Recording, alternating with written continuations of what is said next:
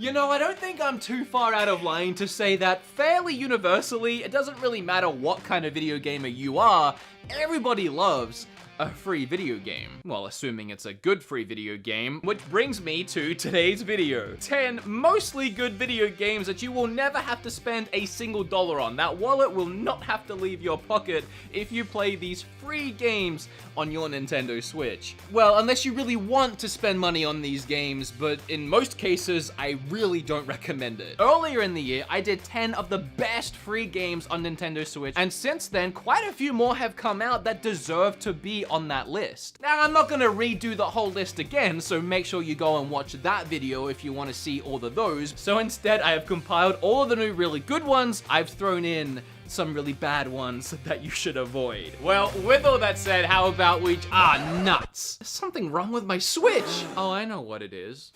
I forgot my Satisfy grip. The reason why this grip is a must-have for the Switch, because it transforms the entire thing into feeling like just a really wide Pro Controller. You can't deny it's just so much more comfortable. But they don't just make a grip for the Switch, they also make a really cool white grip for the Switch Lite, which looks amazing. Not to mention, they also make cases for the Switch. This is my actual Switch case that I've been using for years now. It's almost freaking bulletproof. It might be bulletproof. I haven't tested it. All right.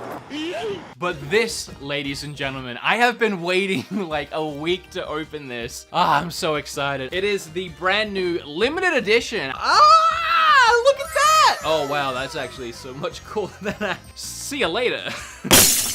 Oh, wow. And hey, it's almost Christmas. You're running out of days to buy a gift for someone. And trust me, one of these grips is gonna make that special someone in your life very happy this holiday season. They're already so cheap, and you get another 10% off if you use my code BeatEmUps10 at checkout. So if it gets to Christmas and you have no gift to give someone that loves their Switch, you really only have yourself to blame. I did the best I could to help you out. You have to take it from here. All right, bye. Oh, wait, no, not bye. I got a video to make. Okay, I want to leave my absolute favorite on this list today until the very end. So stick around to the very end to see that one. Don't just skip to it. I know you thought about it, but don't. Instead, the first game is actually a free game featuring one of Nintendo's most loved and adorable characters, Kirby. A free-to-play Kirby game? Huh?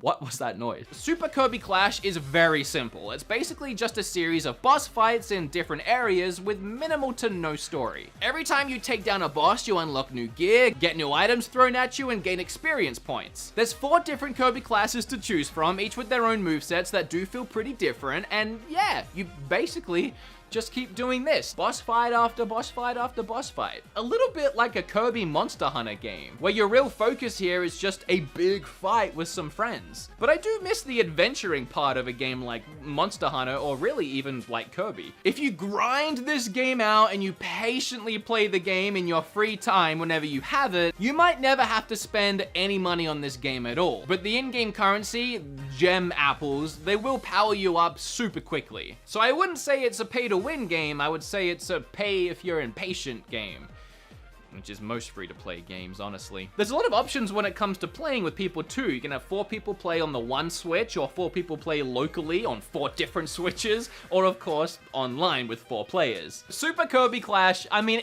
again, it's free, and it really is fun for what it is. It's fun enough. Well, if you really want to play a racing game on Switch, but you flat out refuse to pay for one, then Asphalt 9 is really your only option here. I usually don't vibe on racing games unless it's Mario Kart or something kart related. But dang it if this one doesn't at least look gorgeous. Both the car models and the tracks are really clean, vibrant, and pop really well. Just judging it purely on the visuals alone, I would never guess it was a free-to-play game. But then we start racing, and yeah, no, it's still really good. I can't honestly fault this game at all. The tracks are varied with branching paths and routes. The racing is on point. This game is fun. It controls great. Spins slamming into other cars and watching them get demolished in slow-mo as a result is super satisfying. Building up your nitro bar and blasting past the other cars is great. It's a very arcadey feeling racing game if you can't tell by, you know, all of this. that you're seeing on your screen right now. It just wants you to go fast and have fun. But you can also expect to spend money on this game if you want to be even faster. You can either grind this game out real slowly, which probably means losing a lot, which is just frustrating enough to make you want to spend some cash on the game, unfortunately. But they do have a car that's themed as a pair of Joy-Cons, so that's at least a couple of brownie points. It's a good game. Alright, yeah. I did promise you guys a couple of bad games on this list, but they are always fun to laugh at, I guess. The first one is Angry Bunnies. As I loaded up this game for the very first time, I was immediately terrified by a few things. One, the music.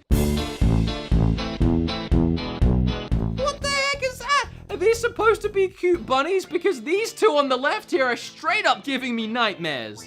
Let's just move on. All right, so you hit the play button on Angry Bunnies here and you get to select a level. All the other levels are of course grayed out. It takes you to the eShop if you try to click on one, and yep, they're all $2 each if you wanna. Let's go ahead and pick the one level we can play, and yep. It's Angry Birds. I don't know, man. Aren't bunnies supposed to be cute? Oh, and there's no music while you play this game, by the way. No, it's just a really, really obnoxiously loud gust of wind sound effect.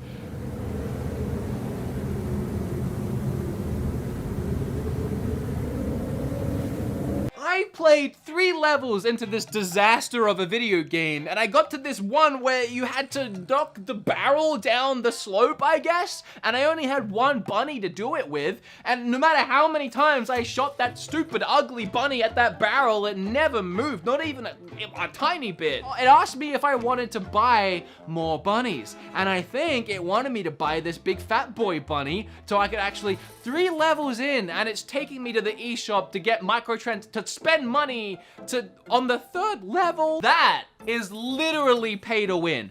3 levels in. Yeah, no thanks. Don't think so. Time is worth something, and this game is not worth anyone's time. On my before mentioned previous 10 free games on Switch worth buying, the very first game I talked about on that video was Fortnite. I know, but I couldn't not mention it. Well, since then, a Fortnite clone has released called Realm Royale, and I actually prefer it. I'm not saying it's a better game, Fortnite fans watching this video, it's just my personal preference over the two. It's developed by Hi-Rez Studios, who have already made a bunch of free games on Switch, including ones in that last video, like Smite, and another game that I can't remember right now. And love or hate Hi-Rez's games, they all look incredible on Switch, and Realm Royale is no different. But speaking of differences, here is the biggest ones between this game and Fortnite. I would say the big one is abilities. Each character class starts with a different ability, like a dodge roll or invisibility, or even just being able to fly in short bursts. Probably my favorite one. Then as you play and explore, you'll find more abilities, each with a different ranking. Just like in games like Fortnite, they can be ranked from common to epic, and the better ranking the ability, the more effective or longer lasting it will be. There's also forges around the map, and I really like this element too. You collect little diamond gem things as you play, from chests, or enemies drop them when you kill them, if you can kill them. And you can take these diamond gem things to the forge, and you can craft things like better weapons, better items, health potions. Oh, and another big hilarious difference is when you die, you don't die immediately. For some reason, you get turned into a big cartoon chicken, and I mean, it's stupid, I know, but I kind of love it. You're in this form for about 10 to 15 seconds, and if your opponent can't finish you off in that time, you get another chance. You come back to life, and you can turn the tables. Oh, and there's no building? Microtransactions are handled the same way as games like Fortnite, where you have a tier ranking thing, where as you level up, you get rewards, and if you want to get more rewards, you can pay for a battle pass. You never have to spend $1 on these games. If you do, it doesn't help you. It just makes you look cooler, get stupid dances, which I almost did, but I'm not going to because I don't need the gifts. DC Universe Online. I appreciate that this game is in the Switch's library. I like that there's an MMORPG that's not that bad on the Switch, but personally, I just can't get into this one. But it is a free game, and you might like it, so let's talk about it. In DC Universe Online, you decide what kind of hero you want to be, good or bad. Then you decide your superhero powers. Can you fly, run really fast, throw fire, or freeze people? This is by far the best part of the game, honestly. Picking and choosing your powers and mishmashing your favorite DC heroes together into one brand new hybrid hero. Although to be honest, who doesn't pick the ability to fly? You are severely missing out if you pick anything else. I mean, it's the power to fly, man. Sadly, the coolest abilities like electricity is locked behind a paywall right from the start. You have to be a member, just like for pretty much all the story missions as well, which to me is kinda Having the story missions locked it's kind of weird, but okay, whatever. But starting the game and immediately seeing I'm missing out on cool stuff, that just bums me out. But anyway, once you're done making your character, you slap a cool name on it and give it an outfit. And hopefully later in the game you unlock better outfits because all the default ones you start with are terrible. Then the game begins and it's pretty much a typical MMORPG, grinding waves of bad guys and leveling yourself up to be the baddest or the goodest hero in the city. And from what I played, every mission was pretty much identical and repetitive. Go somewhere, kill some grunts, pick up something, come back and get a reward, and then go do it again somewhere else. It is fun to play with friends and all run around as goofy superheroes for sure, just absolutely do not play this game on your own. Okay, if I said with a really neutral face, the next game is Gems of War, would you assume I like this game or I'm gonna hate this game? Because I actually really like this game. It's a puzzle matching game, kind of like Candy Crush, but the hook is that it's also a card game of sorts. And you're just matching these gems to power up your cards so that you can attack your opponent, and it works really well. Each of the cards you select to have on your side of the field have a different attribute, like water, fire, earth, etc. And when you match that type of gem, it fills your card with mana points. Fill the card with enough mana and you can activate its attack or ability. Like my warrior chick here can attack the enemies. But my favorite is this little chicken dragon. He does a little baby fire attack when you power him up, but afterwards he can like evolve into a huge dragon and it changes his type and abilities. There's a lot of cool cards you can discover just like this one and mix and match which ones you want to use to your playstyle and level up in your desired mastery of the elements. I really do like it. Now I looked online at a few reviews for this game to see if anyone else was actually talking about it positively. A lot of people seem to think that it's very much pay to win. But if you're like me and just want to blast through the story and not take it too seriously because it's just a free puzzle matching game, I think it's a lot of fun. I pretty much refuse to spend money on any free video game though, so why do I feel like this next one is gonna have some huge cult fan following and I'm just gonna get raked over the coals for this? Oni Girl? Immediately as you load up the game, you see something that I can't even show on my PG family-friendly channel. Sort of tells you what kind of game we're in for, so let me go ahead and blow that bad boy out. Oni Girl is a MMORPG, I think, from what I managed to play. For some reason, everything looks like it's been super stretched out and I can't fix it. There's an option to switch between A graphics or B graphics, but I honestly can't tell a difference. Also, the game uses a cursor like a PC game, which, okay. It's really friggin' hard to control it. Like, right here, I am trying so hard to hit that friggin' X up there. It's not like it's a small target, but oh my gosh, I just can't do it. It either overshoots or snaps back down when I hit the button. Oh my gosh, it's so frustrating. Why have a cursor? The game plays both bad and fine. You press the right bumper to attack, you can switch between a few different weapons using the D-pad, and you get to be confused by everything plastered all over the screen while you're trying to play. The text is so small you can't read any of it anyway, so it's just there for funsies, I suppose. There's about 30 or 40 hours in the main story, so you can look forward to constant frame rate drops all the way down to about 5. The game crashed on me about, I don't know, 4 times. Okay, if I can dial it back for a second, and I'm being honest when I say this, as far as an MMORPG game goes, it's not bad. And maybe it might even be worth checking out on PC or somewhere else that's not the Switch. Unfortunately, this is just a terrible version. Finally, Hearthstone has arrived on Switch. Is something I really hope I can say one day because I love that game. Lightseekers is on Switch. It's another card game. It's also free. It's no Hearthstone, but it's actually really fun. Much of the game is as you would expect, with different deck types filled with spells and monsters. You know, your usual. The game itself is played a little differently to other card games though. Each turn you're given 2 action points. You can use one to play a card or even use both your points at once to play a stronger card. Any action points you don't spend at the end of your turn result in you drawing a card, which might seem annoying. You've used your cards and now you can't even get any more, but most of the cards you play have lasting effects on the battlefield. Active cards get turned to the left on each turn, and whatever number or symbol is in the top left corner once turned will have an effect, such as damage or healing. Now, where do you spend money in this game? Well, to buy new cards, decks, or booster packs. And I am really okay with this method of microtransaction in games like this. In fact, I kinda love it. Reason being, when I was a little youngster, I was heavy into Yu-Gi-Oh! And Magic. All my friends and I were, and every weekend we'd drive 40 minutes down to the city of Adelaide, go to the card shop, and buy just so many booster packs and cards and decks. So I'm more than okay with an online card game utilizing the same system. And what gives Lightseekers an extra edge is that it's actually a real-life card game as well. In fact, Kim and I played it on the channel a couple years ago. So if you do have any real physical cards from a Lightseekers deck, you can actually use an app to scan them into your game and use them on your Switch.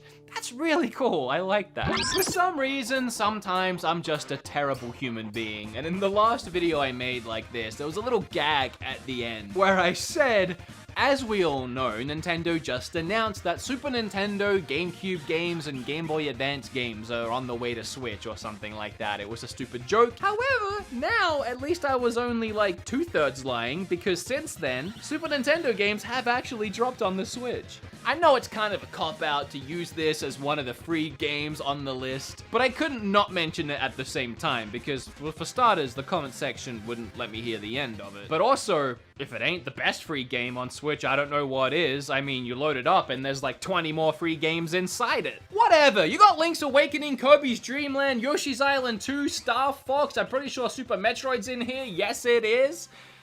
That's amazing. Okay, this one is for sure my favorite game on this video, and it is one of the most quality free games I have ever played, period. Like, it's literally all the way up there. It's called Dauntless, and you may have heard of this.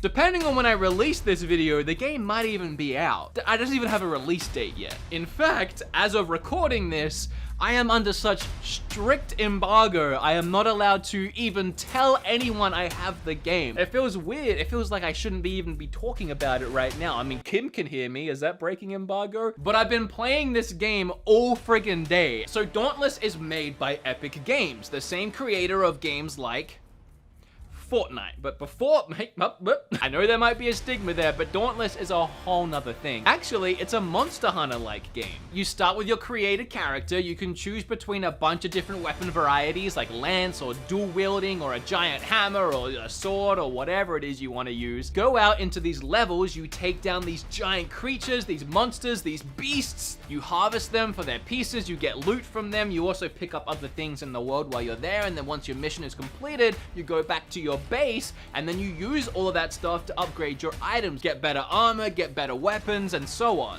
And of course, you can battle these beasts with up to 3 other players, 4 people total, just like in Monster Hunter games. The more difficult the beast, the more people you're going to want to bring on the hunt with you, and you're also going to make sure you prepare. You learn about that creature before you go out and battle it, and you equip yourself with the right items and abilities. Battling these giant creatures, it isn't something that's over in just a couple minutes. The fights last. You really have to chip away and work down their health, and it's really rewarding once you land that last hit and take it down. And I want to clarify a couple things here. For one, I ain't getting paid. I am free to say whatever I want about this game. In fact, I don't even have to say anything about this game. I can be all like, thanks Nintendo, wasn't for me, see you later. But I really wanted to talk about it because I really like like it. I think it looks really clean and crisp. Microtransactions are handled the way that I like. With the battle pass, everything is cosmetic. I think a lot of you guys are really gonna enjoy this one. If you're a fan of Monster Hunter, and Monster Hunter and Nintendo usually go hand in hand, it's just kind of nice to have this as an option as well. And then you can try this one out for free. I actually had a lot of fun making this video. So I hope this video helped you discover some fun free games to play, and if not, I hope you just had a good time watching it. If you did, I'd really appreciate it if you hit the like button. You really should be doing that anyway if you haven't done it yet. And hey, flip all over that subscribe button. And hey, before you leave this video, don't forget to clicky-clack on that link down below and buy yourself a Satisfyer grip. And I mean, I saved you all this money with free Switch games. You don't have to buy any games, so buy a grip to play the games. Makes perfect sense. Ow.